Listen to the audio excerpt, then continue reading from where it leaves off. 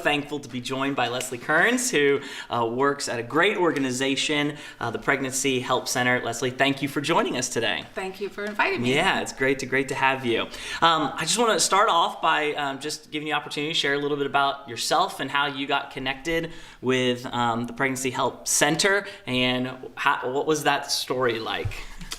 Well, I am a mother of four, and my husband and I have been married for many years. And we were moving back from Pennsylvania to here, and what drew me to Jefferson City was a job with the state Department of Education, because my background is being a teacher. Okay. And then I was director for business and marketing education with the state. Then when I retired from that, I heard about the opening for the Pregnancy Help Center needing a director. And I've always had a passion for children and babies. Yeah. And so then I was hired, I guess, 8.5 years ago now. Okay. Gosh, time flies. Yeah. And the center has grown tremendously. We've added staff, and it's been a wonderful experience. That's awesome. What are your primary responsibilities there? Well, I do the fundraising and administration of all of the programs that we have, and over our staff, and kind of one of those jobs where it's anything and everything, and whatever happens. All hands on deck. Right. Yeah. Yeah, I remember the ad said you're going to be responsible 24/7. Okay, so yeah. That's how it's kind of turned out. Yeah, but it's been okay. That's good. So tell us a little bit, for people who may be not familiar with the Pregnancy Help Center. Tell us a little bit about what you guys do, about the mission of the organization here in our community. Well, we provide services totally free. We operate completely through donations from individuals, organizations, churches. And so those free services are for women that think they are pregnant, so they can come to us for the pregnancy test. If that is positive, then we do ultrasounds, all free. And then we have all sorts of follow-up things. So we have professional licensed counselors if they feel a need for that. We have classes, and those include prenatal and several different parenting classes, all targeted at different age groups. Yeah. And we have getting a job, Bible study, all kinds of classes.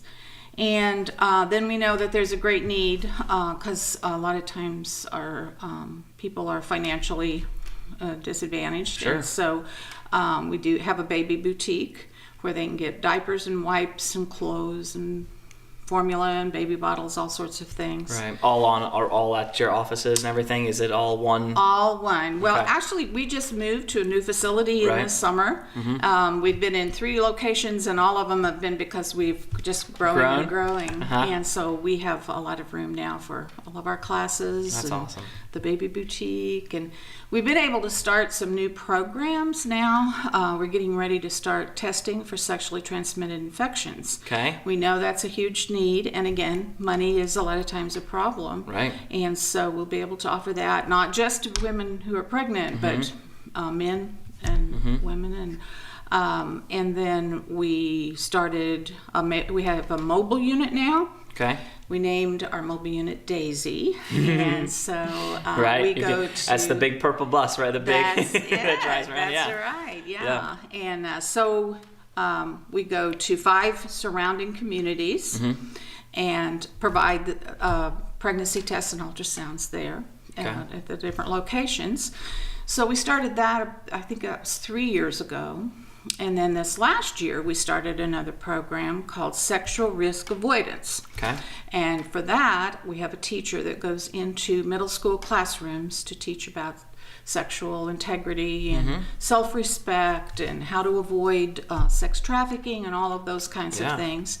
And the first year, she was already got into 11 school districts. Wow. Then COVID hit, Sure. so it kind of got shut down, but now she goes in person to some and does it on Zoom to some. And I think the last count was 550 students she has presented the program to so far. That's and wonderful. It's just starting. Yeah. So That's amazing. So just the fact that we've been able to add those 3 major programs Yeah. in the last 3 years means God's really blessed us Sure. with supporters and blessed us financially that we can do that. Yeah, that's wonderful. Tell me a little bit about the amount of, or how often is it that women come in and they're considering aborting their child, and that storyline must play out often. How does that work, and how can people be helped by PHC in that? We get those calls.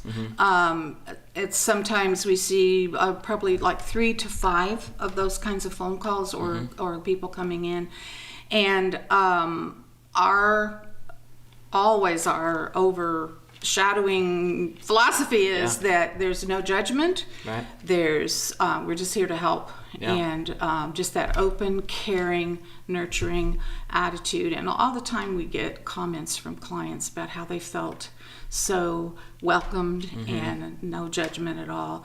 And we just try to find out what is causing you to feel like that's the decision you want to make, and make sure that they're fully informed. And a lot of times it's just take that deep breath, slow down.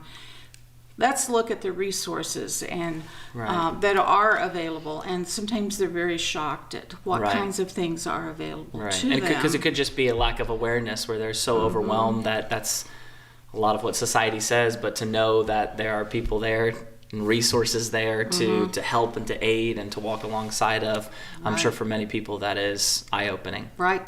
Yeah. And we have the ultrasound is the one thing they see. It's a real baby. It's got a heartbeat and moving, sometimes waving their little hand or sucking their thumb even. There's been a couple times we've seen that, and understanding, that is a baby there. And then letting them know all the resources that are available, and that make sure that they're not being coerced by anyone else.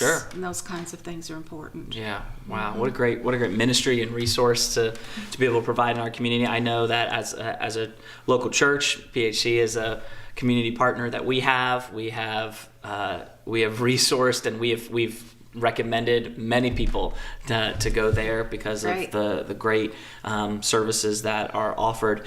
You said something about fundraising. Tell me just a little bit about that, some of the fundraising opportunities that happen throughout the year that help support this great work. Right. We have 2 big fundraisers. One is a 5K walk run, and this year that'll be May 1. Okay, May 1st. And so people can get sponsors if they want to help sponsor them walking, or they can just donate themselves. Then another one then is in the fall. It's our banquet.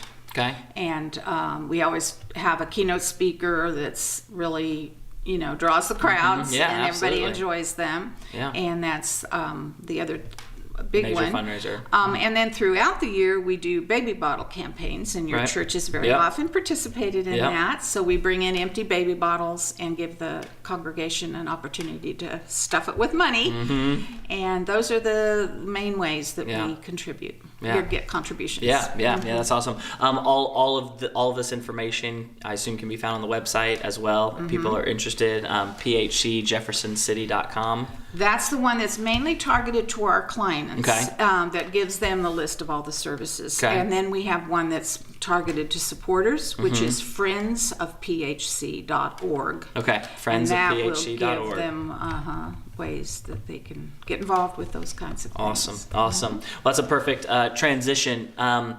If there are people who are interested in volunteering, in helping, in donating, what are the opportunities, and what are the ways that people can get connected? Well, certainly for giving, we take it any way they want to give it. So they can walk through the door or go online to the friendsofphc.org, and there's a donate place there. And we especially encourage people to give monthly, because then that helps us to figure out our budget. Sure. And then other ways to help us is to help with those 2 main fundraisers that I talked about, the 5K and the banquet. You can help me on the committee. We have opportunities within the office. We need staff to help answer the phones, greet people, that sort of thing. We have about some time slots that are open on there. Okay. We need teachers. We're wanting to start some new classes. And one of them is going to be a life skills class, Okay. and another one is a different level for the parenting classes. So we need teachers. Okay. And we do have baby showers. We do that once a quarter. Okay. We found out that a lot of our clients have never had a baby shower or something that makes them really feel special. Yeah. And so we call all of the clients that are due with that are in their last trimester, Okay. and invite them to a shower. And so there's a lot of opportunity for people to help there. They Yeah. can just help them donate money so that we buy presents so Right. that they have something to open. Sure. Or come and bring refreshments or play games, that kind of thing, because we want it to be a real, Yeah, special fun, for them. special Yeah. experience. Yeah, Of course, and that happens every quarter. every quarter. Yeah. But the last ones have had to be outside, Sure, spacing sure. people out. But someday we're going to get together That's right. again. Yeah, that's right. What kind of, for people who are wanting to donate? I donate different products and things like that. I mean, what are some of the biggest needs that you guys see as you're working with your clients? Okay, of course, always diapers Okay. and wipes because Diapers they're and wipes, consumables. right. Yep. And then we do clothes if they're gently used. People can share that with us. Okay. And we have blankets and all sorts of things that people like to make Right. and donate. And so we also lotions, shampoos, those kinds of things go out the door pretty fast. Sure. Cool. Yeah. Awesome. Friends of phc.org. If you're interested in learning how to participate, offer prayer support, donations, volunteer opportunities, you can find at that website. Let me just close this way. Maybe this is more of a personal question, but in your years working with PHC and this great tool and ministry and organization in our community, what would you say is one of the one or two greatest lessons you've learned, and things that maybe God has taught you as you have been a part of this great work? I think it's that I have not experienced what that client that's there has experienced, and I need to listen and be sensitive to what she's telling me is important and going on in her life. And I think God wants us to meet people where they are. Yeah. And just have that open, loving feeling that they can tell that we're passing God's love on to them. Right, and that somebody cares for them. That's right. Yeah, because our care for them ultimately is a picture of God's care for them, which Right. is one of the most important things that they can learn. So, okay. Well, that's awesome. Again, if you want to get involved in any way, friends of phc.org. Leslie, thank you for your work in our community. Thank you for your work with PHC, and thanks for sharing a little bit today about it. Really Right. appreciate it. Thank you for your partnership. Absolutely. We appreciate you very much. Absolutely.